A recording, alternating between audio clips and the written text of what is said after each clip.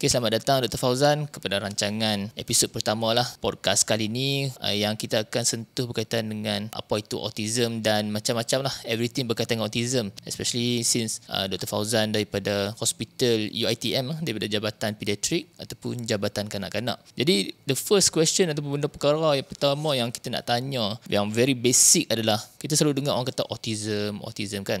Some parents dia rasa anak dia ada autism. Some parents yang mungkin ada anak yang ciri-ciri autism tak rasa pula anak dia ada autism. So secara briefly and kita kata secara layman's punya term lah, dalam bahasa yang mudah untuk difahami, apa itu autism sebenarnya?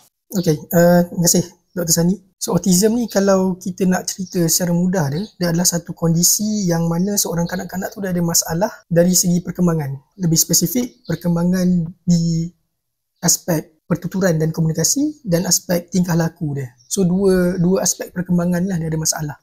Kalau kita nak cakap pasal perkembangan, setiap manusia ni dia ada perkembangan dia yang normal. Perkembangan ni adalah satu kebolehan seorang manusia tu untuk dia beroleh ability dan skill mengikut masa-masa tertentu lah. So sebagai contoh, mana ada bayi yang lahir-lahir terus boleh jadi doktor, mana ada bayi yang lahir terus boleh main bola, sebab dia tak pandai. Dia tak reti. Dia tak ada kebolehan-kebolehan tertentu. Perkembangan ni kita boleh kategorikan sekurang-kurangnya kepada 4 bahagian lah. Pergerakan kasar, pergerakan halus, bahasa dan pertuturan, dan tingkah laku. So sekurang-kurangnya 4 kategori dalam perkembangan ni. Sebagai contoh, dalam perkembangan kasar, dalam kategori perkembangan kasar, tak ada bayi yang terus lahir dia terus berjalan. Tak. Dia memang tak mampu buat macam tu lah. So kita tahu perkembangan kasar ni ada waktu-waktu tertentu untuk seorang bayi tu, seorang kanak-kanak tu dapat kebolehan tertentu. Sebagai contoh, bila umur dia 6 bulan, dia dah pandai daripada tiarap, dia boleh roll ke terlentang. Ataupun bila umur 6 bulan, dia dah pandai duduk dengan support. By the time umur dia 6 bulan juga, leher dia dah cukup kuat untuk tampung kepala dia sendiri. Lebih progresif lepas tu, 9 bulan contohnya dia dah duduk, tak payah orang support dah. Umur setahun dia dah pandai berdiri dan meniti. Dia tak berdiri dan terus berjalan, tak, dia meniti dulu. Pada time dia umur setahun lebih sikit. Tapi kalau kita kata dalam autism ni, dia kalau contoh budak-budak tu susah ataupun lambat berjalan tu, adakah benda tu kita boleh relate dengan autism untuk pergerakan kasar ni? Bila kita cakap pasal autism ni, macam yang saya cakap tadi tu, dia adalah masalah perkembangan dalam kategori pertuturan ataupun komunikasi dan tingkah laku. So kalau dia ada, yang wajibnya adalah 2 ni lah. Kalau dia ada 2 ni, doesn't matter. Tak kisahlah dia ada masalah perkembangan dekat yang pergerakan kasar dengan pergerakan halus. Tapi kalau dia cukup yang 2 tu dan fulfill kriteria-kriteria tertentu, kita boleh diagnosis sebagai autism lah. So boleh jadi autism tu ada masalah perkembangan kasar, perkembangan halus juga boleh jadi. Tapi kalau tak ada pun kita still boleh diagnosis dia dengan autism kalau cukup kriteria dia. So meaning to say, masalah autism ni kanak-kanak akan present dengan yang utamanya masalah perkembangan dari segi kita kata pertuturan ataupun speech punya problems, ataupun dengan masalah behavior lah, kanak-kanak punya tingkah laku. Kita kata speech punya masalah ni ataupun masalah pertuturan ni dalam aspek yang macam mana tu? Kita cakap pasal development tadi tu, kan ada pergerakan kasar, pergerakan halus, pertuturan dan komunikasi dan tingkah laku. So kalau kita tengok normalnya seorang kanak-kanak tu, development atau perkembangan pertuturan dia tu pun again step by step. Dia tak terus lahir dan pandai bercakap. Dia sedikit demi sedikit lah. Dia lahir biasanya dia bunyi squealing je dulu. Macam tu. Lepas squealing, lepas berapa bulan dia akan pandai cooing. Cooing ni bunyi macam macam tu. Kemudian selepas cooing, by the time umur dia lebih kurang 6-9 bulan, dia akan pandai babbling. Dia dah pandai gunakan bibir dia untuk cuba berkomunikasi. Itu yang bunyinya macam ba, ma. Tapi babbling tu pun dia akan step by step. Mula-mula dia akan start dengan monosyllable babbling. Kemudian dia akan start polysyllable babbling. Daripada ma, ba, dia terus jadi mama, baba. Dan by the time, dan bila umur dia setahun, biasanya dia dah pandai untuk guna 2 hingga 3 perkataan yang dah ada maksud. Kebiasaannya, perkataan pertama dia adalah mama atau baba lah. Mama, baba, dan kemudian dia akan gunakan perkataan-perkataan yang ada kaitan dengan keinginan atau keperluan dia. Contohnya susu, nak, air.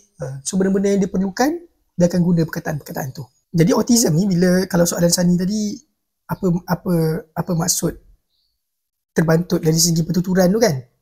So kita ada milestone kita ada tanda aras. Umur sekian dia patut boleh buat begini, umur sekian dia patut boleh buat begitu. So kalau dia terbantut pada tanda aras tertentu, kat situlah kita boleh detect mungkin dia ada ciri-ciri autism. Maksudnya kalau contoh sepatutnya setahun dah boleh cakap satu perkataan ataupun satu syllable. So meaning kalau anak-anak kita tak dapat sebut satu perkataan pada umur yang ditentukan tu, kemungkinan kita kata ada masalah pertuturan lah. Dan masalah pertuturan ni mungkin boleh jadi kita kata simptom pertama yang kemungkinan anak-anak ni ada ciri-ciri autism.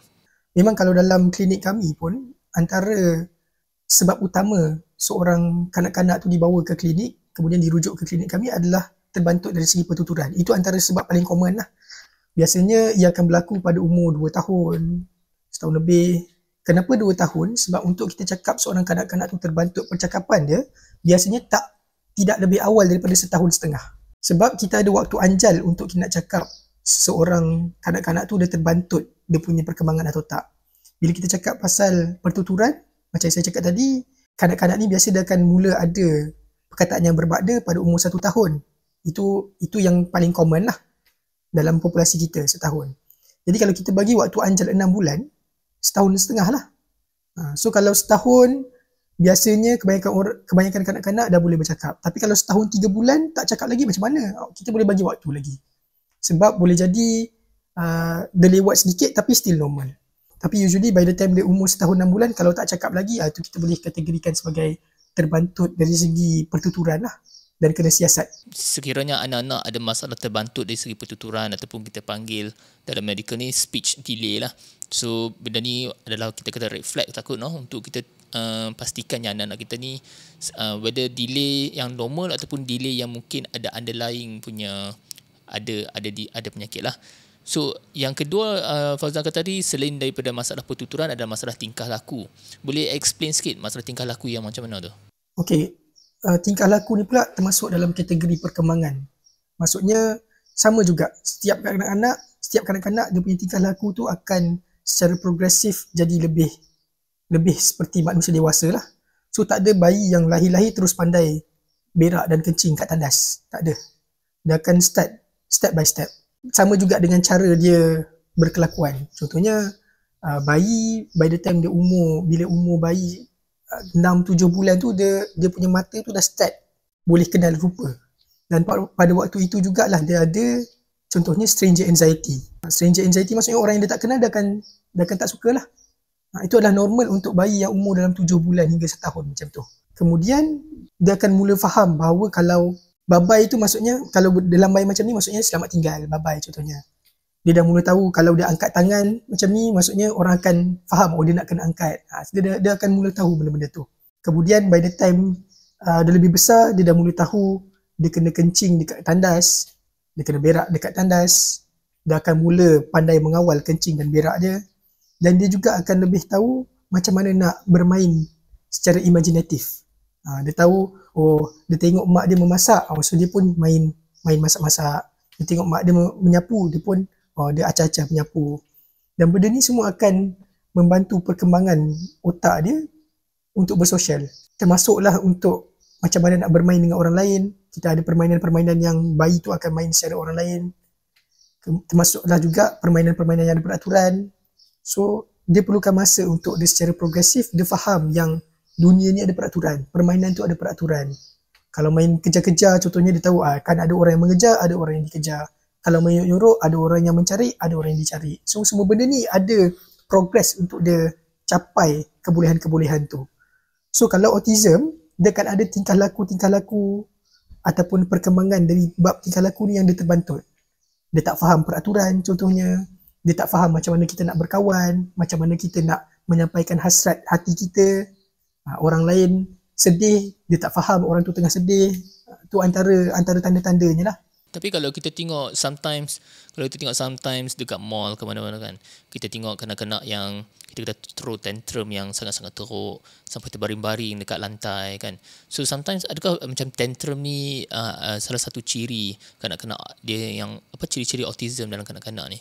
Ataupun dia tantrum ni semua kanak-kanak tak kira autism ke tak autism pun semua ada some kita kata extreme level of tantrum lah. Okay, untuk kita tahu, untuk kita diagnose untuk kita confirmkan sama ada kanak-kanak tu autism atau tak, dia kena fulfill lah beberapa kriteria dia. Tantrum tu salah satu symptoms. Speech delay tadi tu, terbantut percakapan tu pun salah satu symptoms. Tapi dia bukan hanya itu saja yang diperlukan untuk kita kata dia autism lah. Dia kena fulfill kriteria dia. Kalau dia throw tantrum contohnya, boleh jadi normal, boleh jadi autism. Kalau dia terbantuk pertuturan, boleh jadi normal, boleh jadi autism. Sebab itulah tugas doktor adalah untuk assess dan find out sama ada kanak-kanak tertentu ni fulfill kriteria untuk kita cakap dia autism ke tak. So how about benda-benda lain yang other than masalah pertuturan? Okay, kita go through masalah pertuturan, kita go through behavioural lah, ataupun tingkah laku kanak-kanak.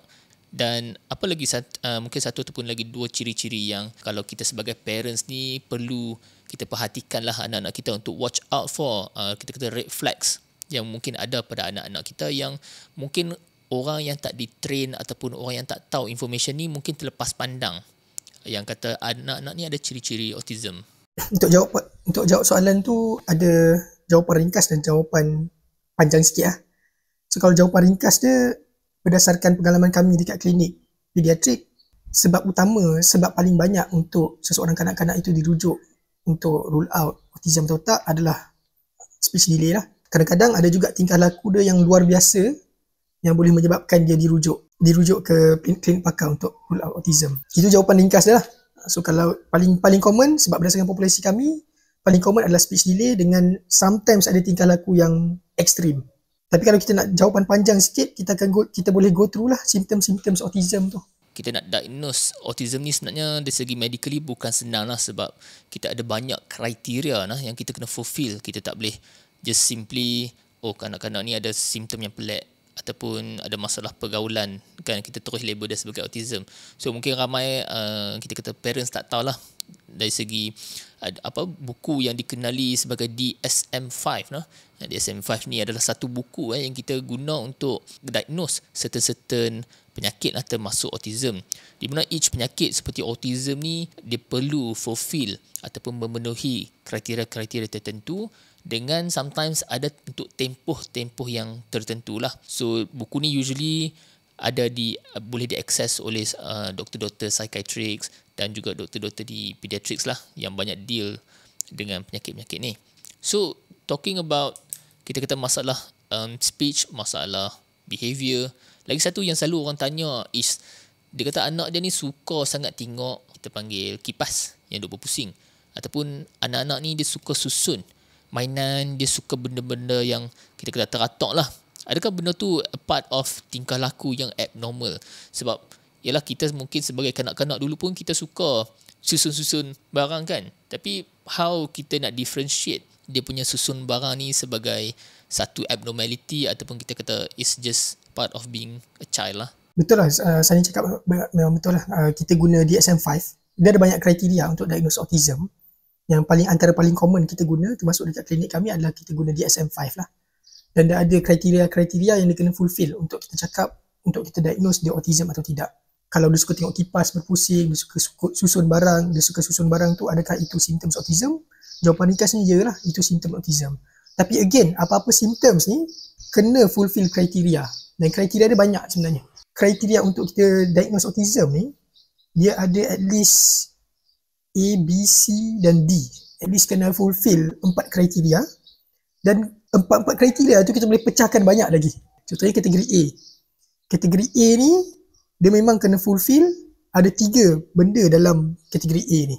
A ni dia bahagian tentang dia punya cara bersosial, cara berkomunikasi. Kita boleh bahagikan lagi. A1 adalah tentang macam mana dia nak gunakan emosi dia untuk bersosial. Sebagai contoh, seorang kanak-kanak atau manusia tu dia akan belajar untuk share perasaan dia. Dia akan tunjuk yang dia sedih, dia tunjuk dia gembira, dia tunjuk dia berterima kasih. So benda-benda ni kanak-kanak tu akan belajar sedikit demi sedikit lah. Tapi kalau contoh dah masa tertentu yang kita rasa sepatutnya dia pandai untuk bergembira, dia pandai untuk tunjuk dia sedih, tapi dia tak tunjuk. So kita kena watch out lah. So tadi sebenarnya ada 4, dia bukan 4 kriteria, correct? Dia adalah 4 domain ataupun 4 kategori besar lah. 4 kategori besar lah sebenarnya dalam DSM-5 ni yang kena fulfill. Dan setiap kategori besar tu dia boleh pecah banyak lagi lah. Sebab tu kita cakap pecahkan lagi. Ya. Mungkin kita boleh just go through apakah domain-domain yang ada dalam DSM-5 kot. So kalau DSM-5, 4 domain tu pertama sekali adalah domain berkomunikasi ataupun bersosial. Kalau kanak-kanak ni ada masalah dalam bab ni, fulfill kriteria yang kita cakap, okay, dia memang ada masalah bersosial, memang ada masalah berkomunikasi, itu dah satu kriteria yang dah fulfill. Domain kedua adalah tingkah laku lah. Again, tingkah laku dah. Yang ketiga adalah simptom-simptom A dan B ni, dia kena berlaku pada awal perkembangan anak-anak. So kalau benda ni berlaku masa umur dia 18 tahun, tu dah lain macam. Mula-mula dia elok ni. Maksudnya orang dewasa tak boleh kena autism lah. Sepatutnya autism ni berlaku masa dia kanak-kanak, masa awal-awal kanak-kanak. So meaning orang yang ada autism masa dia adult ni mungkin kita kata dia underdiagnosed lah. Yes. Mungkin tak di-detect waktu dia kecil. So orang yang ada autism masa dewasa ni, sama ada dia memang autism dah lama dah, ataupun sebenarnya dia bukan autism, dia masalah lain. Kalau dia mula-mula dia okey, and then suddenly dah dewasa dia tak okey, dari segi perkembangan pertuturan dan juga sosial atau tingkah laku ni, so maksudnya itu dah ada regression. Dia bukan yang terbantuk, dia regression. Daripada okey, suddenly patah balik. So tu biasanya, itu bukan autism lah, itu biasanya ada masalah lain lah. So yang ketiga tu macam saya cakap lagi, yang C tu adalah dia kena diagnose masa dia awal-awal kanak-kanak. Biasanya kita ambil cut off point umur 8 tahun lah. So kena less than 8 years old. Dan yang keempat, perkara-perkara ni, symptom-symptoms ni mengganggu dia punya kehidupan. Sampaikan dia punya hubungan dengan family terganggu, dia nak pergi sekolah susah, dia nak belajar susah. Sorry, benda-benda ni semua terkandung dalam DSM-5 lah, di mana saya rasa mungkin majority parents pun, ibu bapa pun tak pernah dengar kot pasal buku ni. So saya rasa DSM-5 ni lebih kepada apabila kanak-kanak tu dah dibawa untuk jumpa doktor, untuk jumpa kita kata pakar-pakar pediatrician lah. Cuma apa yang kita nak highlight adalah, adakah ini ada screening ataupun kita kata ujian saringan, terutamanya untuk, sebab sebenarnya kanak-kanak ni dia spend masa paling banyak bukan dengan parents, bagi pendapat saya lah. Dia spend masa dia paling banyak dengan guru-guru, cikgu-cikgu, mungkin cikgu-cikgu taska. So saya rasa ilmu-ilmu nak detect autism ataupun red flags, ciri-ciri autism dalam kanak-kanak ni sebenarnya perlu kita kata terapkan ataupun dimaklumkanlah kepada guru-guru. Saya yakin sebenarnya cikgu-cikgu pun sebenarnya yang dapat detect pun cikgu-cikgu yang banyak detect sebenarnya, yang saya dapat maklumat lah. So memang tahniahlah kepada cikgu-cikgu kan yang memang di-train. Tapi mungkin Fauzan boleh share sikit apakah mungkin screening method yang sekiranya parents rasa yang ada something wrong dengan anak saya ni, tapi saya tak tahu nak bawa jumpa doktor ke ataupun ada any screening method yang parents boleh buat. Dan kalau screening method ni kita kata positif, barulah kita nak bawa jumpa doktor. Mungkin ramai tak tahu nak bawa jumpa doktor pun macam mana nak bawa jumpa doktor. Adakah kena pergi klinik swasta dulu ke, dapat surat rujukan and then baru boleh ke klinik kerajaan, ataupun ada klinik-klinik kerajaan ataupun hospital kerajaan ataupun even hospital universiti macam Dr. Fauzan daripada hospital UiTM yang memang cater ataupun ada center yang spesifik untuk detect dan treat kanak-kanak autism ni. Betul lah saya cakap. Actually banyak juga kanak-kanak yang dibawa ke klinik kami tu selepas mendapat saranan oleh guru-guru. Selepas dapat saranan guru-guru lah. Di dalam case tu usually dia dah start affect yang kategori D tadi lah. Dia dah affect kehidupan dia. Sampai kan guru-guru boleh detect. Sampai guru-guru boleh detect. Maksudnya ada dia mungkin ada masalah dari segi pembelajaran lah. Dari segi pembelajaran ataupun dari segi tingkah laku dia dekat sekolah lah. Contohnya ada budak ni memang tak follow peraturan, memang tak berkawan, ataupun dia agresif terhadap kanak-kanak lain. So kadang-kadang guru ni perasan benda ni dan mungkin dia boleh sarankan kepada ibu bapa untuk dapatkan bantuan lanjut. Tapi saya sangat kita kata amazed lah dengan cikgu-cikgu kita sebenarnya. Sebenarnya boleh kata referral kanak-kanak yang bermasalah ni sebenarnya banyak juga, bukan daripada doktor saja, sebenarnya daripada cikgu-cikgu pun banyak. Kita kata kebarangkalian bila cikgu-cikgu refer kanak-kanak yang bermasalah ni memang betul ada something wrong. Mungkin kadang-kadang bukan autism, tapi mungkin kita kata masalah-masalah lain lah yang boleh menyebabkan dia mengganggu pembelajaran kanak-kanak ni. Dan benda-benda ni kadang-kadang parents memang tak akan perasan. So kita sangat bergantung kepada guru-guru kita lah. Tak kira lah guru cikgu sekolah ke ataupun taska. So nak jadi cikgu sekarang ni, cikgu pun dia, doktor pun dia, MA pun dia. So not that easy lah jadi cikgu. So saya nak ucapkan ni lah, kita kata tahniah lah siapa yang dapat jadi cikgu tu. Bukan kerja yang yang mudah dan patut diberi kredit lah kepada mereka, no. So balik kepada kita punya screening, adakah cikgu-cikgu, I don't know whether mereka ni dididik ataupun pernah di-expose kepada any screening method, ataupun Fauzan boleh share any screening method yang available online ataupun yang parents boleh access untuk dibuat screening sendiri untuk anak-anak. Kalau bab tentang screening method yang parents boleh access, sebenarnya ada. Saya nak tunjuk buku ni lah. So every parents bila ibu bila dia bersalin, dia akan dapat buku ni secara percuma oleh KKM. Untuk audience kita yang tak tengok video ni, buku yang Dr. Fauzan tengah tunjuk ni adalah buku lahir baby lah. Kalau lahir dapat baby perempuan, dapat buku pink. Kan kalau lahir anak lelaki, dapat buku biru. Tu buku yang dimaksudkan lah Dr. Fauzan tu ya. Betul. So setiap ibu, setiap wanita yang bersalin di hospital, dia akan dapat buku rekod kesihatan bayi dan kanak-kanak nama dia. Kalau di hospital private akan dapat juga buku tu, cuma versi private lah. Tapi kalau dekat hospital KKM, dia akan dapat versi yang lebih kurang macam ni lah. So contohnya kalau anak saya anak perempuan, dia akan dapat colour pink. Kalau anak lelaki akan dapat colour biru lah. Buku ni best lah sebenarnya. Saya puji KKM dalam bab buku ni. Buku ni memang best. Sebab bukan saja dia ada rekod-rekod kesihatan yang membantu pegawai-pegawai kesihatan bila seorang kanak-kanak tu datang ke hospital, dia ada juga banyak informasi dalam ni. Dalam buku ni dia ada informasi tentang lahir dekat mana, lahir macam mana, caesar ke, lahir biasa ke, berapa minggu masa lahir tu, berat berapa kilo, masa lahir tu Apgar score dah okey ke tak. Banyaklah macam-macam. Ada juga tentang jadual dan rekod vaccination, dan setiap kali follow up dekat klinik akan ada rekod tentang berat dia, berapa banyak berat dia naik ke, berat dia turun ke, makin tinggi ke, ataupun tak tinggi sangat. Semua rekod tu ada dalam buku ni. Tapi selain itu juga, buku ni sebenarnya ada banyak information untuk family, ada banyak information untuk parents. Kalau tengok dekat ada satu bahagian ni, dia memang tulis panduan ibu bapa dan penjaga. So especially untuk first time parents kan, memang benda ni sangat membantu lah. Sebab dekat bahagian panduan tu, dia memang ada, muka pertama tu dah cerita carta perkembangan si comel anda. So yang saya cakap tentang, so dia ada gambar-gambar apa semua lah. Yang saya cakap tentang perkembangan tadi tu, yang 4 domain, perkembangan kasar, halus, pertuturan dan sosial tu, kan dia ada waktu-waktu tertentu untuk kita expect seorang bayi tu boleh buat kan. So dekat dalam buku ni dia ada bagi tahu secara ringkas. So membalas senyuman pada 0-2 bulan, tegakkan kepala semasa duduk lebih kurang 1,5 bulan hingga 5 bulan. So benda-benda ni kita kena peka lah. Selain itu ada juga banyak informasi sebenarnya dalam ni untuk parents. Kita punya follow up dekat klinik kesihatan atau klinik desa tu, apa yang kita nak buat. Lepas tu ada juga maklumat tentang macam mana nak menyusu, macam nak pegang baby, macam-macam ada. Macam nak masak makanan untuk baby, macam mana nak buat rumah tu selamat untuk baby, macam-macam dalam buku ni ada. Dan termasuk juga dalam buku ni ada alat saringan untuk autism yang nama dia M-Chat.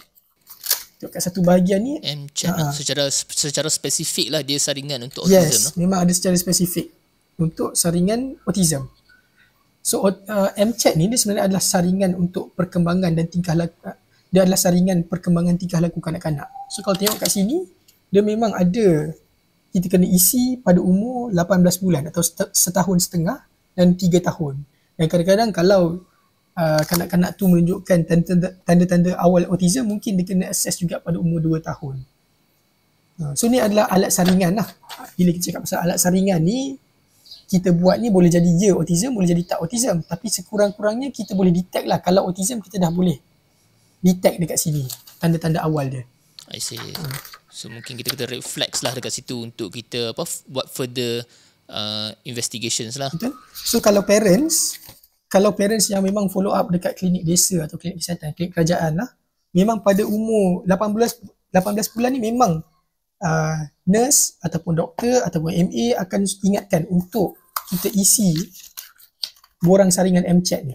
Sebab nak tengok sama ada ke tak ciri-ciri autism tu. Dan kalau bila nurse atau doktor tengok lepas tu, oh ini macam very likely autism je, macam banyak markah yang menunjukkan jadi autism, dia akan bagilah surat rujukan untuk ke klinik pakar untuk tentukan sama ada betul ke tak autism. Tapi how about kalau macam parents tu yang sendiri, yang perasan, yang anak dia ni mungkin bukan anak yang pertama. So usually first time parents mungkin dia tak perasan lah sebab dia got tak ada anak-anak yang sulung untuk compare kan. Tapi mungkin ni anak ke-5 ke ke-6, wah rezeki dia lah. So mungkin dah anak yang dah banyak dia dah experience, tapi dia rasa anak dia ni a bit slow, dan mungkin kita kata parents ni concern lah, lebih risau tentang anak-anak dia. So macam mana parents ni nak access kepada doktor-doktor yang kita kata memang khusus untuk detect ciri-ciri autism dalam kanak-kanak ni? Saya faham dilema seorang parent bila tak tahu apa masalah dengan anak dia ni. Sebab autism atau masalah perkembangan ni dia bukannya masalah yang betul-betul organik. So kalau anak tu jatuh, luka contohnya, ataupun sakit perut, cirit-birit, kita memang tahu okey, kita boleh bawa pergi jumpa doktor kan. Tapi kalau masalah perkembangan ni dia satu benda yang bukan organik, yang agak dia tak adalah subjektif sebenarnya, dia objektif tapi dia macam vague sikit kan. So tapi nevertheless, bila kita ada any concern tentang anak-anak, doktor adalah antara orang yang kita boleh jumpa lah sebenarnya. Walaupun kita rasa macam benda tu mungkin doktor tak ada kaitan kot, tapi sebenarnya ada. Sebab perkembangan tu adalah termasuk dalam medical juga. So kalau ibu bapa rasa risau dengan tingkah laku anak-anak, rasa macam pelik ke apa, boleh bawa pergi jumpa doktor. Mana-mana doktor. Sama ada GP boleh, klinik kesihatan boleh, klinik desa apatah lagi, sebab biasanya ada MCAT ni dia akan start detect. Dan biasanya kalau kes-kes yang kami jumpa, referral tu datang daripada sama ada klinik kesihatan ataupun GP sebenarnya. So tak ada masalah, boleh je mak ayah kalau rasa anak-anak ni ada rasa macam ciri-ciri autism, bawa pergi klinik. Mana-mana klinik boleh. Doktor memang tugas setiap doktor dia belajar tentang normal development ni, perkembangannya normal ni dia belajar masa medical school. So kalau dia tak boleh betul-betul diagnose autism pun, dia at least dia boleh tahulah okey ni macam lain macam dan perlu rujukan lanjut. Okay, so actually mana-mana doktor, klinik kerajaan ataupun klinik swasta pun sebenarnya kita boleh buat surat rujukan ke doktor kanak-kanak untuk kita kata bukan nak diagnose dia sebagai autism lagi, tapi kita dalam bahasa doktor ni kita kata TRO lah, to rule out lah kan, untuk dapatkan kita kata pendapat pakar kan. So from there doktor pakar kanak-kanak akan take over ataupun dia akan saring lah. Dan mungkin kadang-kadang bukan autism pun kan, mungkin dia just normal, cuma mungkin lambat sikit kan. So sometimes saya rasa mungkin orang faham once pergi ke klinik terus didiagnose sebagai satu penyakit ataupun autism, sedangkan in reality bukan semua patient macam tu kan. Mungkin certain patients dia memerlukan beberapa perjumpaan dengan doktor, mungkin kadang-kadang makan masa berbulan-bulan sebelum satu diagnosis diletak kepada pesakit tersebut. So diagnosis tu mungkin normal, ataupun mungkin dia adalah memang ada some kind of kita kata degree of autism lah. So itu kita kata bercakap pasal saringan dekat hospital dengan klinik and apa yang parents boleh buat.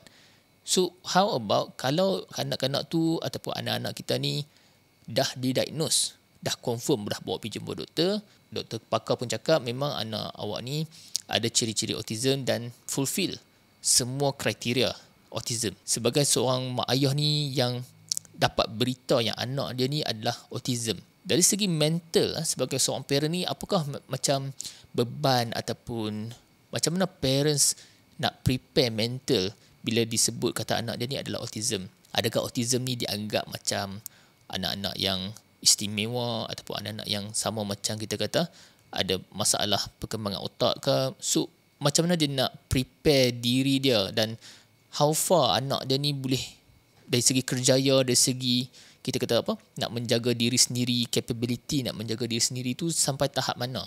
Mungkin kita kata parents yang baru didiagnose anak dia macam ni nak tahu future 10, 20, 30 years ahead, apa future anak-anak dia. Pertama sekali, rasanya bila dia diagnose dengan autism ni lebih kurang sama dengan apa-apa diagnosis kondisi atau penyakit apa-apalah. Biasanya kita akan takut benda yang kita tak tahu. So kalau kita diagnose, contohnya bila seorang lelaki pergi jumpa doktor cakap okey awak ada kencing manis, kadang-kadang kita akan takut, betul tak? Especially kalau kita tak tahu, kita tak ada knowledge tentang kencing manis ni apa dia. Sama juga macam autism, bila datang bawa kanak-kanak pergi jumpa doktor cakap ni autism, kebanyakan parents dia akan takut sebab dia tak tahu autism tu apa dia. So nombor satu, tugas doktor dan tugas ibu bapa tu sendiri adalah kena find out lah autism tu apa dia, kena belajar pasal autism. Autism tu apa, jangka masa panjang dia apa dia, So usually bila kita mula-mula diagnose autism, kita akan beritahu mak ayah autism ni apa dia, macam yang kita bincang tadi itulah. Apa dia autism, apa sebab autism, kenapa kita cakap dia autism, dan apa rawatan-rawatan dia selepas itu. Autism ni dia boleh dirawat, cuma dia tak boleh sembuh lah sebenarnya. Dia boleh rawat tapi dia tak boleh sembuh. Dan bila kita cakap macam ni, mungkin orang akan cakap, oh kenapa tak boleh sembuh? Sebenarnya banyak je penyakit yang tak boleh sembuh. Hypertension tak boleh sembuh, diabetes tak boleh sembuh, betul tak? Cumanya kita boleh rawat dan kita boleh kawal. Sama juga macam autism, kita boleh rawat dan kita boleh kawal. Dalam bab autism, rawatan utama dia bukannya ubat, bukannya pembedahan ke apa, tapi adalah terapi. Sebab masalah perkembangan ni, rawatan utama dia adalah terapi. Lebih spesifik, terapi pertuturan dan terapi cara kerja lah. Occupational therapy and speech therapy. So tu nombor satu lah. Kena faham yang autism ni dah ada tahap-tahap severity dia. So boleh jadi bila kita diagnose autism ni, dia dekat tahap yang severe. Kita punya level 3. Kalau nak cerita lebih spesifik, tahap teruknya autism ni ada 3. Level 1, level 2, level 3. Level 1 ni mild lah. Maksudnya dia perlukan bantuan ataupun dia boleh mandiri, dia boleh berdikari sendirilah. Level 2, tahap sederhana, dia perlukan bantuan yang lebih banyak. Dan level 3, severe. Level yang paling teruk, dia memang basically dia perlukan bantuan dalam kehidupan dia. Maksudnya kalau tak ada orang yang jaga dia, dia tak boleh survive. So dari segi pakai baju, pakai baju, pergi toilet semua ke? Yes. So ada budak autism, contohnya autism yang umur 9-10 tahun tapi still pakai pampers. Dia tak boleh berak sendiri. Tak boleh bercakap pada umur 9-10 tahun. Itu severe punya autism lah. Tapi kita kena faham, katakanlah anak tu dibawa jumpa doktor, diagnose sebagai autism level 2. Bukan maksudnya selama-lamanya dia akan level 2. Level-level severity autism ni dia boleh berubah dengan masa. Dengan rawatan lah. So kita punya aim bila anak didiagnose dengan autism tu adalah kita nak dia boleh berdikari selagi boleh. Autism ni dia boleh berdikari kalau kita rawat.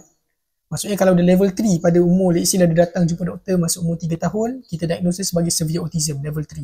Dengan terapi, insyaAllah kita punya aim adalah dia nak turun ke level 2. So terapi lagi level 1 pula, sampai dia boleh berdikari lah. Sebab in the end, ibu bapa ni kita takkan selama-lamanya ada kat dunia ni, dan kita nak tinggalkan anak kita ni kalau boleh berdikari. Sebab itulah tanggungjawab parents, kalau rasa anak tu autism, bawa pergi jumpa doktor, doktor diagnose, kalau diagnose betul autism, bawa pergi terapi. Ikut rawatan yang kita prescribe untuk kanak-kanak tu. So far macam mana Fauzan rasa kita punya treatment ataupun kita kata support lah untuk kita kata anak-anak autism ni perlukan banyak OT, occupational therapy, dan untuk bantu dia berdikari dengan sendiri, dan juga dari segi speech kita mungkin ada kita kata pakar pertuturan, adalah English, dalam medical kita panggil speech therapist. So saya rasa dia punya terapi ni multidisiplin lah, maksudnya ada banyak department yang terlibat untuk bantu kanak-kanak autism ni. So dari pandangan Dr. Fauzan daripada Malaysia ni, kita punya tahap of support ataupun treatment untuk kanak-kanak autism ni berada di peringkat mana? Adakah baru permulaan ataupun kita mungkin dah advance daripada negara lain? Kalau nak kata kita punya multidisciplinary management of autism ni adakah lebih advance dari negara lain, kita kena tengoklah kita banding dengan negara mana. Tapi at least saya boleh cakap yang kita makin berkembang lah. Itu adalah benda yang bagus lah. Kalau dulu kita jumpa orang, kalau kita jumpa jiran ke apa kan, kita tanya, bang kerja mana bang? Kerja hospital. Kita tanya, kak kerja mana kak? Kerja hospital. Zaman dulu biasanya kalau orang cakap kerja hospital ni, kita cuma fikir apa je, doktor, nurse, MA. Betul tak? Tapi sekarang kita tahu kat hospital ni dah ada terapis. Dan terapis ni adalah satu speech therapy contohnya kan, speech therapy, occupational therapy, bidang-bidang ni adalah satu bidang yang fisioterapi ni adalah bidang-bidang yang makin berkembang dan makin popular dalam kalangan warga student kita lah, dan ini adalah satu perkembangan positif lah. Sebab in the end yang rawat pesakit di hospital tu bukan doktor je. So dalam kes autism ni contohnya memang kita nampak lah kepentingan speech therapist dengan occupational therapist tu. Kalau dulu memang kita sangatlah limited, even sekarang pun sebenarnya kebanyakan hospital sangat limited lah dia punya tenaga terapis tu. Tapi sekarang hospital pun dah makin banyak terapis, dan rakyat dan hospital pun dah nampak kepentingan terapis, center-center, private center untuk speech therapy dan occupational therapy ni pun dah makin banyak. So menunjukkan bahawa kita punya bilangan terapis ni dah makin meningkat, dan itu adalah satu perkembangan yang bagus lah. Of course kalau boleh saya akan cakap kita perlukan lebih banyak lagi lah terapis. Sebab kebanyakan hospital sebenarnya kadang-kadang, hospital kerajaan kadang-kadang temu janji untuk terapis tu 6 bulan sekali. Itu pun kira banyak lah tu. Setahun sekali kadang-kadang, 3 bulan sekali. So kalau anda dapat hospital yang boleh sebulan sekali, 2 bulan sekali tu, itu kira mewah tu sebenarnya. Cuma mungkin yang tu dari segi government lah, tapi saya yakin juga mungkin banyak juga dari segi swasta no. Tapi of course kita kena tengok juga capacity ataupun rakyat kita, tak semua orang boleh afford lah. Sebab bila kita sebut swasta ni, kita tak boleh lari lah daripada segi kewangan lah, kan, beban kewangan tu. So talking about, kita kata kanak-kanak yang perlu berdikari dan perlukan rawatan terapi dan sebagainya, ada juga satu grup ataupun kita kata satu end of orang yang ada autism ni, di mana mereka ni dalam bahasa mudah dia kita panggil high functioning lah. Maksudnya for example, masa saya bekerja sebagai houseman pun, kita ada nampak klik kita ataupun rakan sekerja kita ni, kita bukan nak kata kat dia, tapi sometimes the only explanation is dia ni autism ke. So nak kata yang apa yang dia buat tu tak ada kita kata common sense dalam bahasa mudah dia. So very simple lah. Bila kita bagi contoh, bila kita nak masukkan baranula, kita nak masukkan jarum kepada pesakit, kita akan maklumkah kat patient, kita kata okay cik, kita akan masukkan jarum, dia sakit sikit lah cik, kita pun masuk pelan-pelan, kita ada compassion lah, kita faham perasaan patient, sebab kita pun pernah rasa dimasukkan jarum tu.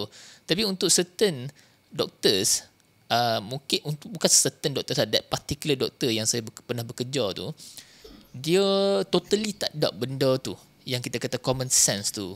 Dia nak jadi cerita, dia tak cakap apa dengan patient tu, dia ambil tangan, dia masuk terus je. Terkejut lah patient tu kan.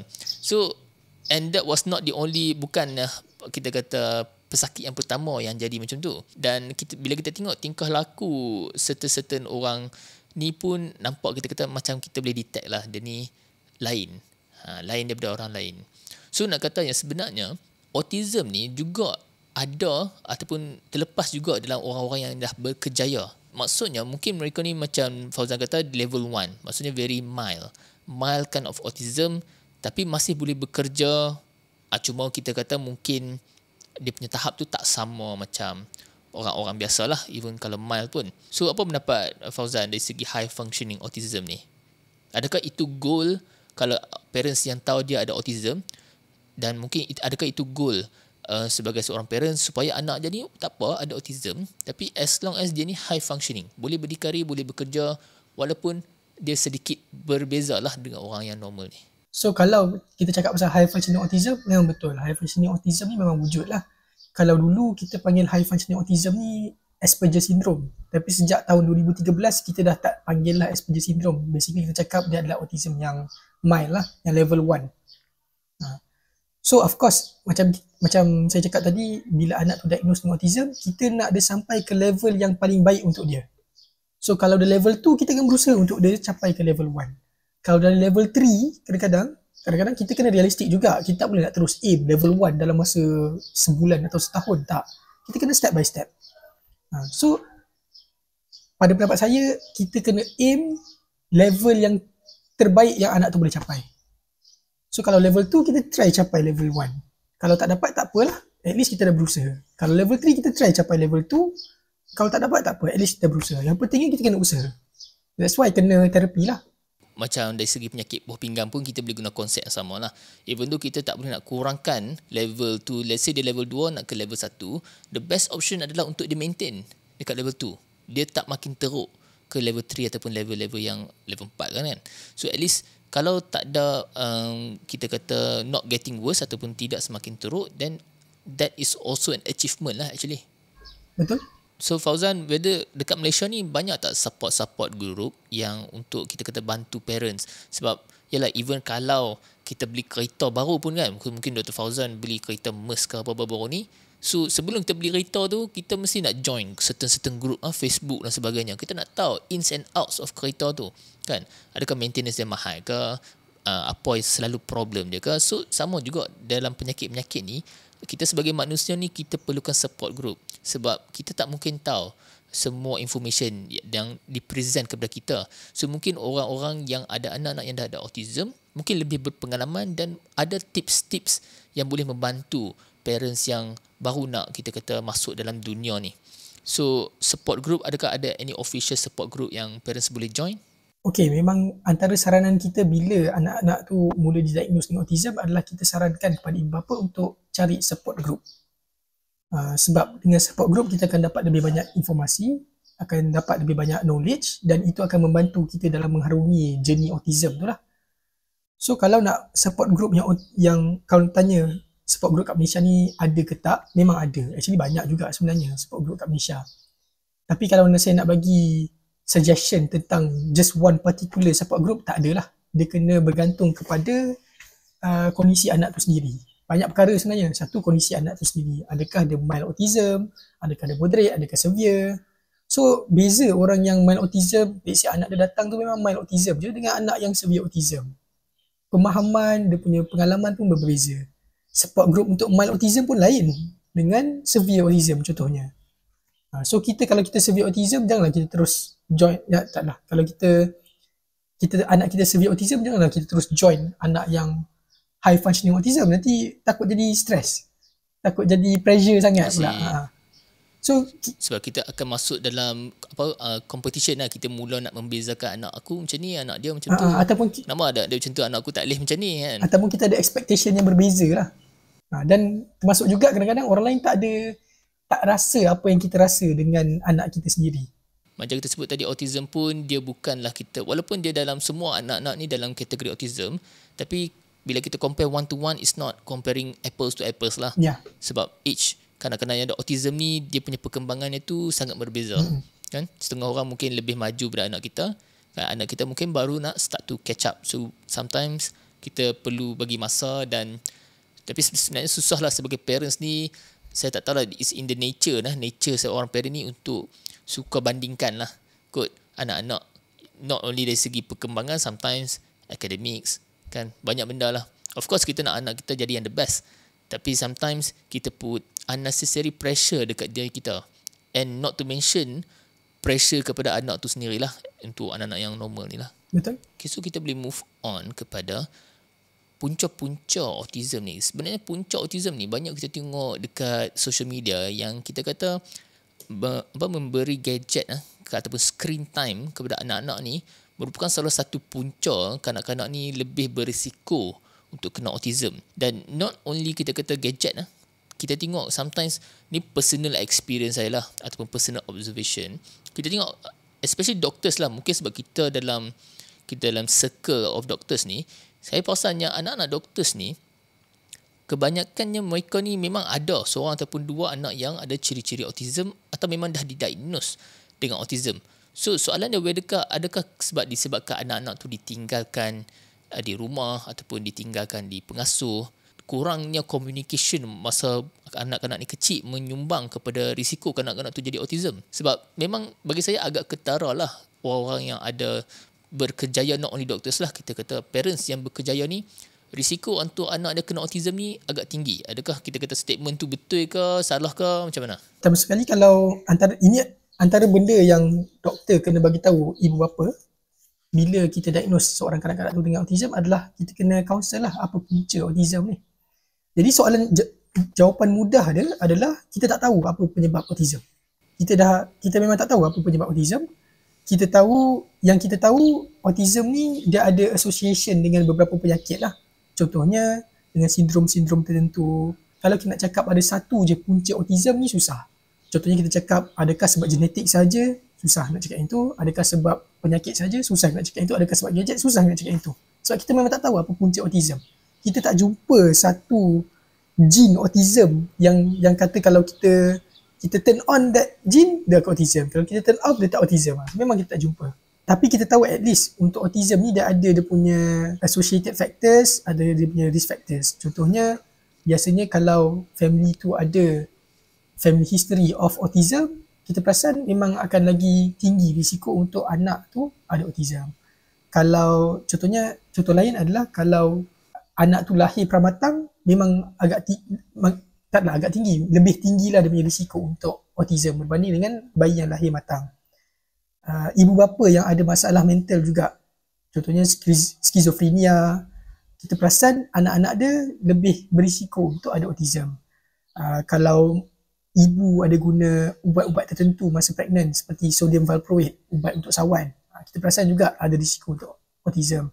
Dan kita perasan ada banyak lagi kondisi-kondisi organik yang lain yang memang tinggi association dengan autism. Contohnya Down syndrome, Fragile X syndrome, tuberous sclerosis, Angelman syndrome, adalah beberapa masalah genetik yang memang banyak sindrom-sindrom ni lah. Banyak sindrom-sindrom ni related dengan autism lah. Yes. Tapi again, tak semestinya kalau dia ada sindrom ni dia akan autism, dan tak semestinya kalau dia autism dia ada sindrom ni.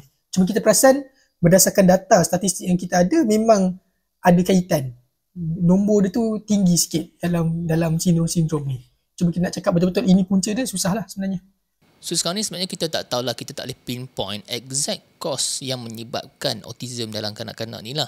Tapi sekarang ni lately ni kita dapat banyak, kita kata information daripada social media ataupun komplain daripada rakyat-rakyat kita lah yang menyatakan sebenarnya vaksin masa zaman COVID-19 itu ni, vaksin merupakan punca kanak-kanak dapat autism. Benda ni menyebabkan ramai orang tak mau cucuk vaksin kepada anak-anak dan menyebabkan mereka ni menjadi anti-vaksin. So saya mungkin boleh minta opinion ataupun pandangan Fauzan sikit berkaitan adakah vaksin ada relation tak dengan autism. Sebab kita tahu ada certain studies ataupun kajian yang memang menyatakan yang certain vaccines menyebabkan autism. Tapi saya rasa kajian tu agak lama lah. So mungkin ada update terbaru pasal kajian tu. Gerakan anti-vaksin yang cuba mengaitkan vaksin dengan autism ni sebenarnya dah ada sejak awal tahun 2000 kalau tak silap. Awal tahun 2000. Semuanya biasanya antara hujah paling common golongan yang mengaitkan vaksin dengan autism ni adalah ada dua research paper yang dibuat oleh seorang doktor perubatan yang nama dia Andrew Wakefield. So selalu orang quote paper-paper dia ni. Pertama sekali kita kena faham paper dia ni sebenarnya tajuk dia bukan pasal vaksin atau autism pun. Tajuk first paper dia tu dia cerita pasal ileal lymphoid nodular hyperplasia, non-specific colitis and pervasive developmental disorder in children. So tak ada satu pun sebut pasal vaksin, tak ada sebut pun pasal autism. Tapi nak cerita, paper-paper Andrew Wakefield ni memang banyak masalah. Banyak masalah dari segi disiplin ilmu yang digunakan untuk dia buat paper tu. Maksudnya method dia buat kajian tu memang sangat bermasalah, cara dia interpret pun sangat bermasalah. Memang rasa lain macam lah. Sampaikan zaman sekarang kalau sarjana, kalau kita pergi universiti, kita belajar macam mana kita nak kritik paper, macam kita nak tahu paper tu bagus ke tak, adakah cara researcher tu guna bagus ke tak. Andrew Wakefield punya paper ni selalu digunakan sebagai contoh paper yang tak bagus. Sebab memang banyak masalah. So sebagai contoh dalam paper yang pertama tu, dia kata dia ambil 12 kanak-kanak yang ada masalah dengan perkembangan. Daripada 12 tu 8 orang ada autism. Dan dia kata dalam 8 orang yang autism ni semua baru je lepas ambil vaksin MMR. Yes. So kat situ ada banyak masalah lah. Sebenarnya kalau kita nak cerita pasal tajuk, nak debunk Andrew Wakefield punya papers ni, dah boleh jadi satu tajuk yang panjang tajuk. Betul. Yes. Cuma dalam kita kata masa yang kita ada ni, secara summary lah untuk ringkas, macam mana kita nak convince parents yang kata vaksin ni bukanlah punca autism. Dan mungkin benda ni dalam dunia medical ataupun dalam circle doctors, para researchers, kita semua dah convince dan dah tahu yang kita kata paper dia ni sangat teruk dan sebenarnya tak ada kaitan pun vaksin dan juga autism. Tapi mungkin paper ni dibaca ataupun diinterpret oleh layman. Betul. Oleh orang biasa ataupun oleh layman, kadang-kadang bukan orang kita, mungkin golongan westerners yang suka cherry pick certain parts dalam paper dan dibesar-besarkan. So end up dia menyebabkan kita kata fobia lah. Dia rasa takut, sampai takut tu dibawa dalam grup dan grup ni dah sampai ke Malaysia.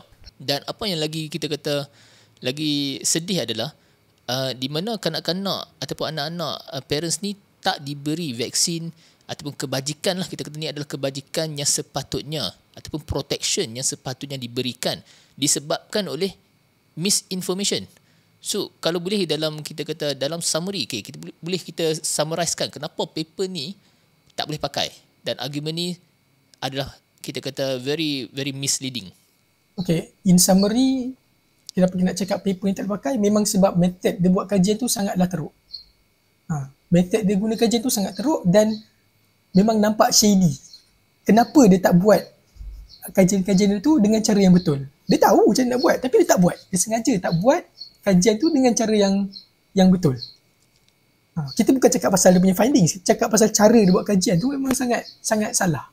Tak betul. Contohnya, kita kata kita kena buat perbandingan budak-budak yang autism dengan budak yang tak autism. Dia buat perbandingan budak autism saja. Dia tak banding dengan yang tak autism. Dia kena guna method untuk dia nak kenal pasti kuman vaksin tu, kena guna method yang lebih baik. Tapi dia saja guna method yang tak baik. Kenapa dia buat macam tu? Dan dia saja tak bagi tahu benda-benda tu dalam paper dia. Dan paper kedua dia yang 2002 sama juga, lebih kurang sama juga. Adakah dia follow up dengan paper dia yang sebelum tu lah? Yang second tu dia lebih kurang sama lah. Dia tak adalah nak kata follow up pun, lebih kurang follow up lah. Tapi nevertheless dua-dua paper tu memang banyak masalah dari segi cara dia buat research tu.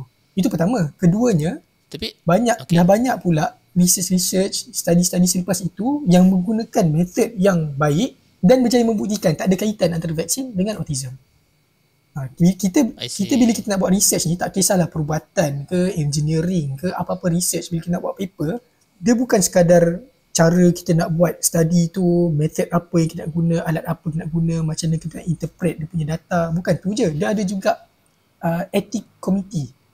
Dia ada jawatan kuasa etika yang kena tengok cara kita buat research tu beretika ke tak. So dalam isu Andrew Wakefield ni memang etika problem, cara dia buat research tu problem, yang banyak problem. Sebab tu kita cakap at least dua study yang Andrew Wakefield buat ni memang nampak tak beretika, cara yang dia buat tu cara yang tak betul dan memang shady tau. Saya tak nak cakap lah pasal rupa-rupanya dia ni ada kaitan dengan pharmaceutical company ke benda lah. Itu benda mungkin konspirasi, mungkin yelah. Tapi at least kalau kita cakap pasal benda tu pun, sebagai seorang sarjana, sebagai seorang ilmuwan, kita sepatutnya kena belajar macam mana nak belajar dengan betul. Dan cara Andrew Wakefield buat research ni memang adalah sangat bermasalah. So generally kita kata vaksin MMR dan paper yang selalu orang quote tu sebenarnya dah debunk beratus-ratus kali dan dibunk ataupun tak disupport oleh mana-mana kajian lain yang replicate. Kita kata dalam kajian ni sebenarnya kalau you punya findings tu betul, as time goes by you punya findings ni akan boleh direplicate oleh para saintis yang lain. Itu menyatakan you punya teori ni kalau betul, your theory will get stronger over time. So tapi malangnya saya rasa only paper dia sahaja yang kita kata menjumpai findings yang macam tu. Kalau betul findings dia tu betul, I'm sure, saya yakin yang pengkaji-pengkaji lain confirm akan jumpa juga some kind of findings yang very similar. So selain daripada vaksin menyebabkan autism, gadget yang tu semua kita nak tahu, dia menyebabkan kita kata kurangnya interaction dengan orang dan mungkin boleh meningkatkan risiko anak-anak mempunyai masalah pertuturan. So any other things yang Fauzan nak share yang mungkin kita terlepas pandang sebentar tadi? Pertama sekali, gadget menyebabkan autism, kita tak tahu betul-betul sama ada gadget menyebabkan autism ke tak. Tapi yang kita tahu kalau kanak-kanak tu ada autism, gadget ni akan menerukkan lagi autism dia tu.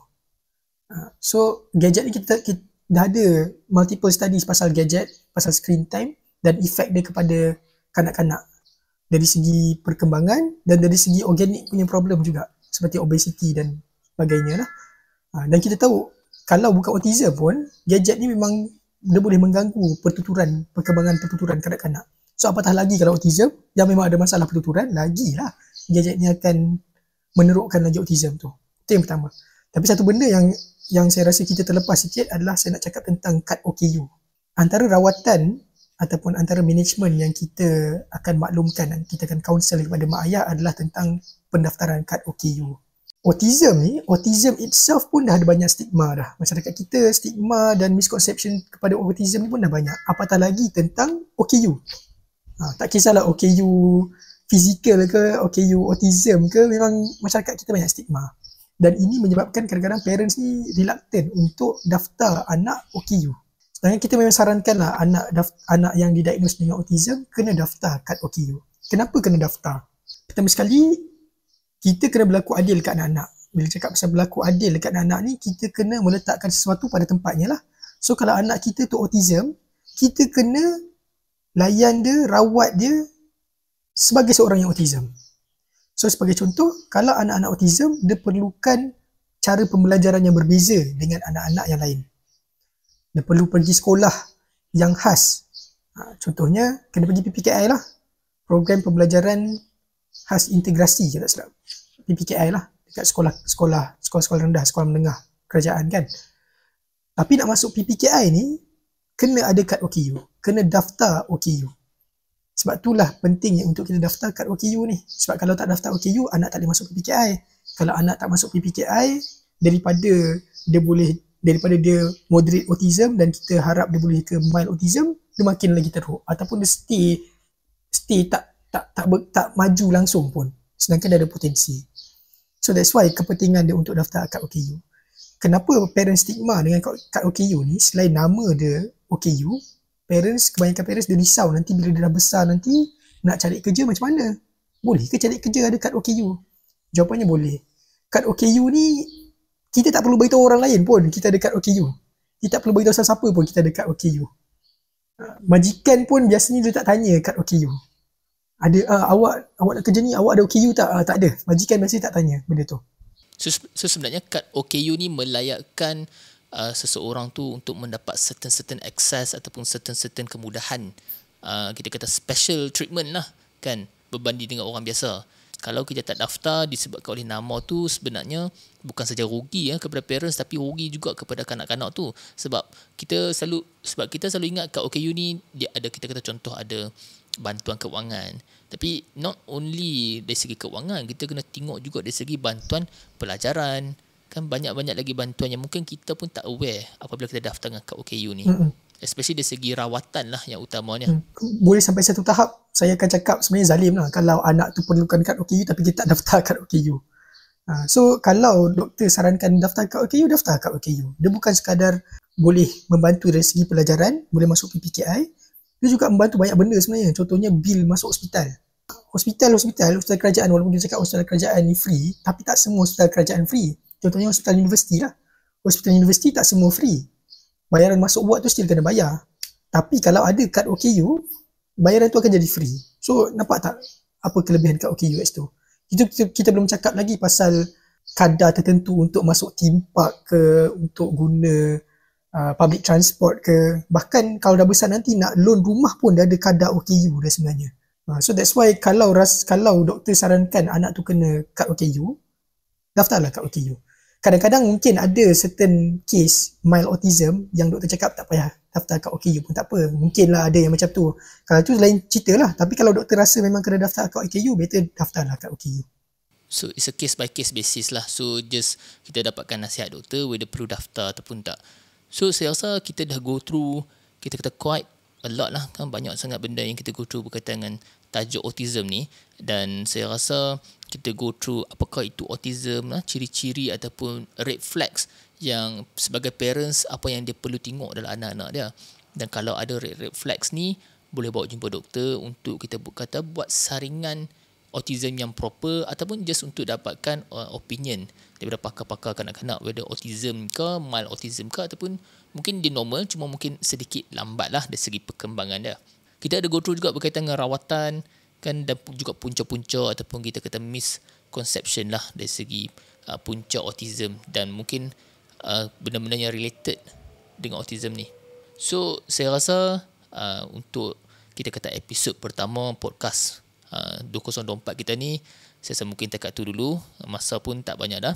So saya nak ucapkan ribuan terima kasih lah kepada Dr. Fauzan daripada Hospital UiTM di Jabatan Pediatrik ataupun Jabatan Kanak-Kanak, yang kita kata sudi kongsi banyak info kan, banyak-banyak maklumat ataupun insights. Sebagai seorang doktor perubatan di Jabatan Pediatrik ni, sebenarnya banyak benda yang kita boleh dapat yang mungkin daripada orang luar dia tak nampak.